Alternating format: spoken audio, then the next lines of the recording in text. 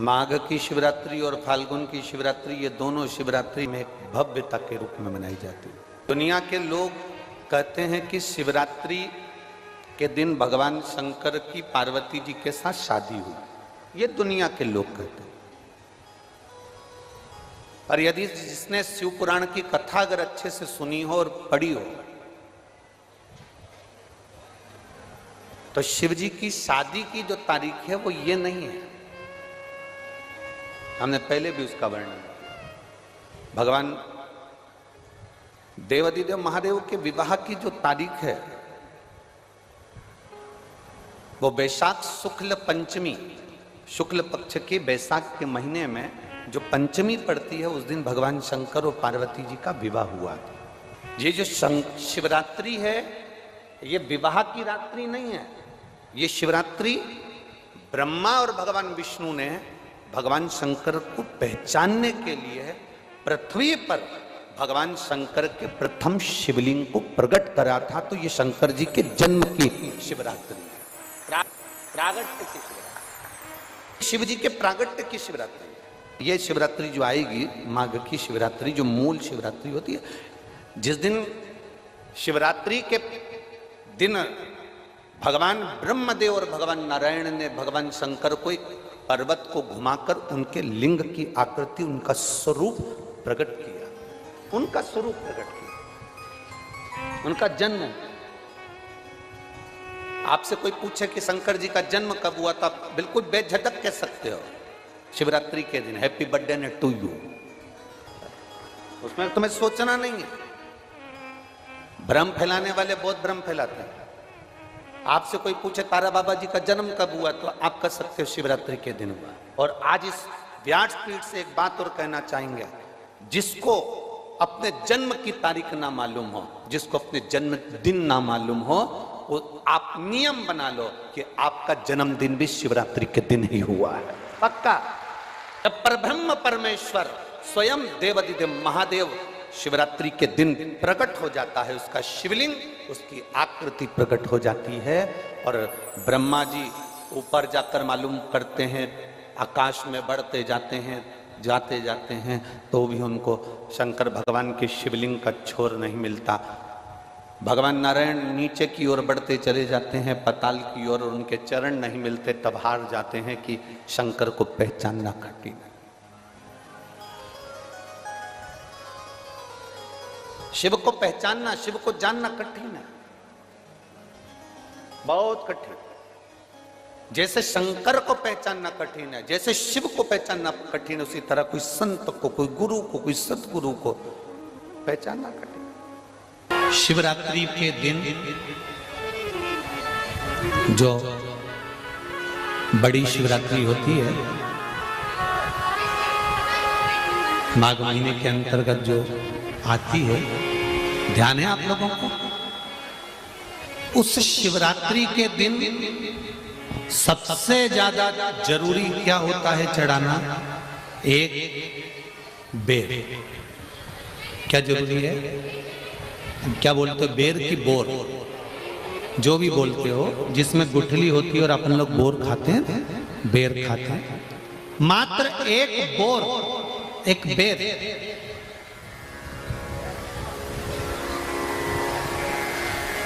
महाशिवरात्रि के दिन समर्पित किया जाता है। क्यों करते हैं? कि घर में जितने सदस्य रह रहे हैं, उतने सदस्य को जिंदगी में कभी कोई ऐसी बीमारी ना हो और हमारे घर में रहने वाले सदस्य की अकाल मौत ना हो। उसके लिए मात्र एक बेलपत्र की जगह एक बेर भी समर्पित कर देते हैं, तो अकाल मृत्यु टल जाती है, अकाल मौत टल जाती है।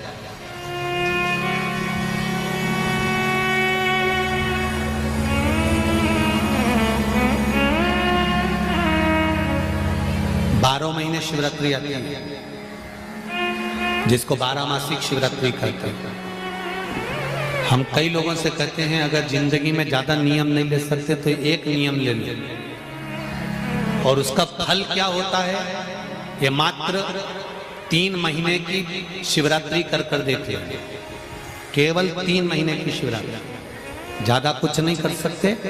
हर महीने शिवरात्रि आती है। प्रत्येक शिवरात्रि के दिन 3 जगह पर दिया लगाना प्रारंभ कर दो। पहला, बेलपत्री के वृक्ष के नीचे। दूसरा, शंकर भगवान के मंदिर पर। तीसरा, आंवले के वृक्ष के नीचे। केवल ये 3 जगह पर दिया लगाना चालू कर दो। कौन से दिन? हर महीने की जो शिवरात्रि आती है, मासिक शिवरात्रि जो आती है, आप 12 महीने का नियम बनाओ कि मैं 12 महीने की शिवरात्रि का व्रत करूं ना करूं। मैं शंकर के मंदिर में 12 महीने जो शिवरात्रि आती है, उस शिवरात्रि का नियम लेती हूं कि शिवरात्रि के दिन मैं दिया लगाने 3 जगह पर जाऊंगी। पहला, बोलते जाओ जम के, बेलपत्री के नीचे। दूसरा, शंकर भगवान के मंदिर में या शिव मंदिर की चौखट पर। तीसरा, आंवले के वृक्ष के नीचे। ये 3 जगह पर आप प्रणाम कर कर, झोली पसार कर बाबा देवाधिदेव महादेव, माता लक्ष्मी और पार्वती के नाम से दिया लगाना प्रारंभ कर दीजिए। 3 महीने की शिवरात्रि पूरी हो, ये निश्चित है अगला पत्र आपका इस जगह पर मिलेगा कि बाबा ने मेरा ये कार्य किया। शंकर जी को शिवरात्रि पे क्या चढ़ाया जाता है? बेर। कितने बेर चढ़ाते हैं? शंकर जी को शिवरात्रि पर कितने बेर चढ़ते हैं? हर शिवरात्रि का एक। 12 महीने में कितनी शिवरात्रि आती हैं? 12 बेर शिव जी को समर्पित होते हैं शिवरात्रि के दिन। काय के लिए चढ़ाए जाते हैं? एक एक बेर का क्रम है। पहला बेर शंकर जी को जब चढ़ाते हैं तो वो वंश की वृद्धि करता है। दूसरे नंबर का बेर जब चढ़ाते हैं वो संपदा प्रदान करता है। तीसरे नंबर का बेर चढ़ाते हैं वो बच्चों को बुद्धि प्रदान करता है। चौथे नंबर का बेर जब शिव जी को समर्पित करा जाता है शिवरात्रि के दिन, वो घर में से रोग धोक बीमारी को हटाता है। 5वें नंबर का जो बेर शिव जी को समर्पित करा जाता है वो हमको रोगों से मुक्त करता है। 6ठे नंबर का बेर अटके हुए काम को बनाता है। 7वें नंबर का बेर हमारे कोई कार्य नहीं हो रहे उन कार्यों को सफलता की ओर ले जाता है। 8वें नंबर का बेर हमारे घर में कुछ खुशियां लेकर आता है। 9वें नंबर का बेर हमारे घर में वैभव को प्रदान करता है। 10वें नंबर का बेर हमारे घर में संपदा देता है। 11वें नंबर का बेर व्यक्ति को एकादशी के फल के बराबर पुण्य प्रदान करता है। और 12वें नंबर का बेर व्यक्ति के जीवन को सौभाग्यमय बनाता है, नारी को अखंड सौभाग्य प्रदान करता है। 12 महीने शिवरात्रि आती है। हर महीने का एक बेर, एक शिवरात्रि का एक बेर भगवान शंकर को 12 महीने का इकट्ठा कर कर एक मूल शिवरात्रि के दिन शिव को समर्पित करना चाहिए। जीव को अखंड सुख की अनुभूति होती है, अखंड सुख। शिवरात्रि का प्रसंग कहता है अपने मन की अभिलाषा रखकर तुम्हें जो चाहिए, एक काली मिर्ची और तिल्ली के, काली तिल्ली के 7 दाने। एक काली मिर्ची और तिल्ली के, काली तिल्ली के कितने दाने? 7 दाने हथेली में रखकर अपनी कामना कर कर मन से अपने मन के बात को कहकर शंकर भगवान के शिवलिंग पर चढ़ा दीजिए। आपकी मनोकामना, कहते हैं हर महीने शिवरात्रि आती है, इस शिवरात्रि पर, मुख्य शिवरात्रि पर चढ़ाओगे, अगले महीने की जब शिवरात्रि आएगी तो आपकी मनोकामना पूरी हो जाएगी। एक काली मिर्ची और 7 काली तिल्ली के दाने, मात्र 7। महाराज, जिसके घर में क्लेश रहता हो, बहुत ज्यादा लड़ाई झगड़े हो रहे हैं, सास बहू के झगड़े, ना बहू कुछ सुनने को तैयार ना सास सुनने को तैयार, और घर में बेचारे पुरुषों की आफत, यहाँ भाई भाई झगड़ रहे हो, सास बहुएं झगड़ रही हो, कुछ मत करिए। गेहूं की बाली को तोड़ो। गेहूं की बाली जानते हो ना, जिसमें आप लोग तो गेहूं की बाली को तोड़ना है, और बाली 7 बाली तोड़कर अपने घर में घुमाकर अपने घर का नाम और गोत्र बोलकर उसको शंकर को समर्पित कर दीजिए। जिंदगी में कभी सास बहू का झगड़ा नहीं होगा। हमारे शिवरात्रि के दिन उसको समर्पित करिए, आपके घर में कभी क्लेश नहीं मच सकता। 12 महीने शिवरात्रि आती है, और शिवरात्रि के दिन रात्रि को 12 बजे शंकर भगवान पर एक धतूरा चढ़ा दो। क्या चढ़ाना है? जम के बोलिए जरा। धतूरा। ये शंकर भगवान को धतूरा चढ़ा दो। 12 बजे रात्रि को शिव जी पे धतूरा चढ़ाओ। आधे घंटे तक धतूरा चढ़े रहने दो, और आप श्री शिवाय नमस्तुभ्यम का जाप करो। जिस शंकर जी पे धतूरा चढ़ाए उस मंदिर के बाहर बैठकर कौन सा मंत्र जपना है? श्री शिवाय नमस्तुभ्यम। फिर से बोलो, श्री शिवाय नमस्तुभ्यम। धतूरा चढ़ाकर श्री शिवाय नमस्तुभ्यम का स्मरण करिए। और जो दुकान नहीं चलती हो, घर में लक्ष्मी नहीं टिकती हो, खेत में फसल अच्छी नहीं आती हो, संपदा नहीं आ रही हो, बस उस धतूरे को लाल वस्त्र में बांधकर अपनी दुकान में, अपने व्यापार में, अपने घर में रात को 12:30 बजे उठाकर लाओ और 4 बजे के पहले उसको अपनी दुकान, व्यापार, व्यवसाय में उसको बांध दीजिए। और अगर जो जमीन फसल सही नहीं दे रही हो उस जमीन में ले जाकर गाड़ दीजिए। आपको जीवन में कभी तकलीफ नहीं भोगना पड़ेगी, लक्ष्मी बढ़ती चली जाएगी महाराज, संपदा बढ़ेगी। जो व्यक्ति ज्यादा बीमार रहता हो, बहुत बीमारी उसको घेरे रहती हो, परेशान रह रहा हो, बीमारी बनी हुई है, तो बोर चढ़ाइए। बेर क्या बोलते हैं यहाँ पर? बेर की बोर, वो खाने वाला बेर जो होता है, उस बेर को 7 बेर ले लो और 7 बेर को लेकर अपने ऊपर से घुमाकर शिवरात्रि की दोपहर के 12 बजे शंकर भगवान के शिवलिंग पर ले जाकर उस बेर को चढ़ा दीजिए। आपका रोग, आपकी बीमारी मात्र 3 महीने के अंदर समाप्त हो। शिवरात्रि के दिन शंकर भगवान को बेर चढ़ाने का बड़ा महत्व है। यहाँ चढ़ाते हैं कि नहीं चढ़ाते? चढ़ाते हैं। शिवरात्रि के दिन बेर चढ़ाने का बड़ा महत्व है। और शिवरात्रि पर चढ़ा हुआ वो बेर उठाकर ले आइए और उस बेर को उठाकर रख लीजिए। मान लो किसी को उदर से जुड़ी हुई जब तकलीफ रहती है, पेट से जुड़ी हुई तकलीफ रहती है, पेट से जुड़ी हुई कोई भी प्रॉब्लम हो, अगर पेट से जुड़ा हुआ कोई भी रोग आपको लग गया और डॉक्टर की दवाई चल रही है, सारी औषधि चल रही है, जो शिवरात्रि पर आपने बेर चढ़ाया है वो बेर अगर आपके यहाँ रखा हुआ है, वो बेर उस रोग वाले व्यक्ति को खिला दीजिए। आधे घंटे के अंदर पेट का दर्द, पेट की तकलीफ, पेट का कैसा भी रोग होगा एकदम आराम लग जाएगा। उस बेर में इतना दम, इतना प्रबलता आ जाती है शंकर को जो शिवरात्रि के दिन बेर चढ़ाया जाता है।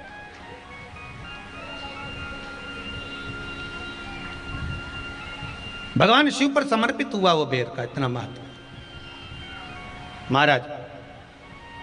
और जो देवता को उठाने के लिए बोर समर्पित करा जाता है, बेर भाजी आंवला उठो देव सांवरा, उसमें शंकर जी का भाव है, क्योंकि शिव जी का दर्शन भगवान नारायण उठते से ही करना चाहते हैं। सबसे पहले नेत्र खोले और मेरा शिव का दर्शन हुआ। बेर का भाव ही शिव का दर्शन का भाव।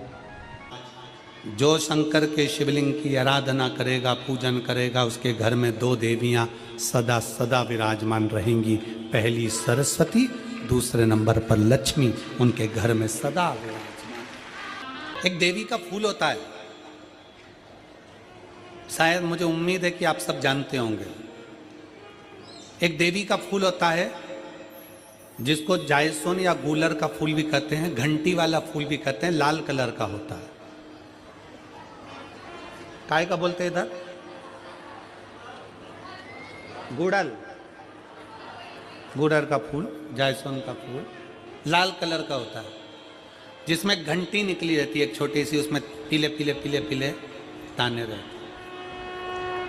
मान लो कोई बेटा बेटी, कोई लड़का लड़कियां, कोई बेटा बेटी, नवयुवक बच्चे या बहुएं या कोई अन्य व्यक्ति भी कोई कार्य चालू कर रहा है। मान लो कोई कार्य आप चालू कर रहे हैं, एजुकेशन के लिए बढ़ रहे हैं, या आपने कोई लक्ष्य बनाया है कि मुझे इस कंपटीशन एग्जाम में बैठना है, इस कंपटीशन एग्जाम में बैठना है और मेरा इसमें पास होना जरूरी है। और मैं जो चीज पढ़ती हूं ना, मैं भूल जाती हूं। मैं अध्ययन करता हूं और भूल जाता हूं। कई माताएं भी ऐसी हैं 40, 45, 50 साल, 60 साल की हो गई, 60, 70 साल की हो रही हैं। कई बार कह देती हैं मेरी याददाश्त ठीक नहीं है, मैं कोई सामान रखती हूँ भूल जाती हूँ, मेरी याददाश्त में नहीं रहती। कोई भाई भाई लोग कह देते हैं मेरी याददाश्त में नहीं रहता, भूल जाता हूँ। कोई कहकर गया मुझसे बात कर लेना और मैं भूल गया कि मेरे को उससे बात करना था। कई बार मुझे मने मंजिल तक पहुंचना, तो शिव महापुराण की कथा कहती है आप अपने परिश्रम को 4 गुना बढ़ाओ, मेहनत 4 गुना करो, पढ़ाई 4 गुना करो, अध्ययन 4 गुना करो, दिन रात एक कर दो। और साथ में जो अशोक सुंदरी की जगह है, ये शिवलिंग समझ लेना जरा, ये जलाधारी पार्वती जी का हस्त कमल, ये शिवलिंग, ये जलाधारी, और यहां से जल बहता है। राइट में गणेश जी, लेफ्ट में कार्तिकेय जी, और बीच में जम के बोलो जरा अशोक सुंदरी। ये बीच की जगह जो घंटी वाला फूल होता है, जिसको आप लोग जायसवन बोलें कि आपके क्षेत्र में गुलर बोलें, देवी जी को चढ़ता है। देवी जी का अति प्रिय पुष्प है, माता रानी का वो लाल पुष्प अति प्रिय। उसी पुष्प को ये बेलपत्र की जो डंडी होती है, बेलपत्र की जो डंडी का भाग होता है, उस घंटी का भाग उसी डंडी की ओर होना चाहिए। जैसे फूल की जो अंदर की घंटी जो निकली हुई है, उसका भाग ऐसा डंडी की ओर होना चाहिए। मतलब आपको बेलपत्री पर ये फूल को इस तरह से रखना पड़ेगा। मतलब उसका जो घंटी का भाग है, हाँ लाइए फूल लाओ, जेरा फूल मिल गया वो।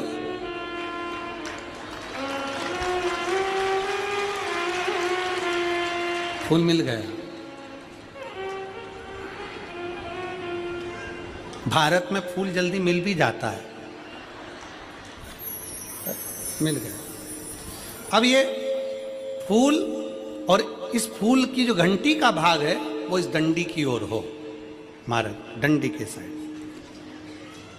अपनी कामना कर कर, अपना नाम और गोत्र का स्मरण कर कर, शिव जी से अपने मन का भाव बोलकर इस फूल को और इस बेलपत्र को 12 महीने शिवरात्रि पड़ती है।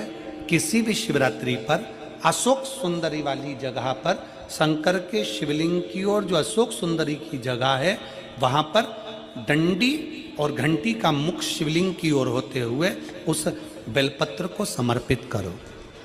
कब करना है? पहले 1 लोटा जल समर्पित कर कर, फिर ये बेलपत्र अपनी कामना कर कर, बाबा से विनय कर कर, बाबा मेरा ये कंपटीशन एग्जाम है, मैं पढ़ूंगी, 4 गुना मेहनत करो, अध्ययन करो, अच्छी पढ़ाई करो, दिल से पढ़ो, रात दिन एक कर दो, और 1 घंटी का पुष्प, 1 बेलपत्र, जब तक तुम्हारा एग्जाम ना आए, 4 महीना, 5 महीना, 3 महीना, प्रत्येक शिवरात्रि, हर महीने शिवरात्रि आती है, प्रत्येक शिवरात्रि पर समर्पित करो। आप अपने लक्ष्य तक पहुंचोगे ही, कोई रोक नहीं सकता। आप अपने लक्ष्य तक, अपनी मंजिल तक पहुंच ही जाओगे।